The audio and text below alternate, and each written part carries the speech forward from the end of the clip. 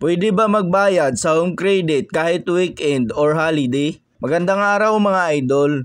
May home credit loan din ba kayo? Sa video natin ngayon, sasagutin naman natin ang katanungan na ito. Sabi dito, curious lang, pwede ba magbayad ng home credit kapag weekend?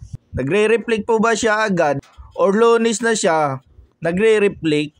Unang-una mga idol, pwede kang magbayad kahit Sabado, Linggo, o kahit holiday. Pero may mga paalala na dapat tandaan.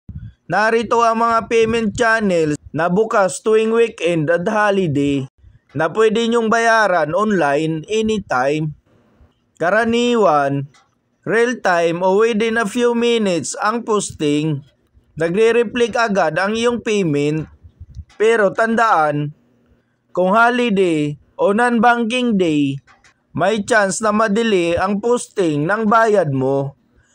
At posible itong mag-reflect the next banking or working days na. Kaya kung may due date ka na matatapat ng holiday o weekend, mas maganda agahan mo na ang iyong payment. I-schedule na agad ang pagbabayad ng 2 o 3 araw before ang due date mo. Lalo na kapag alam mong long weekend o holiday. Reminder lang din mga idol, huwag kalimutang i-save ang resibo o kumuha ng screenshot ng confirmation receipt ng payment mo. Kahit hindi agad pumasok sa system, counted yan basta may patunay ka.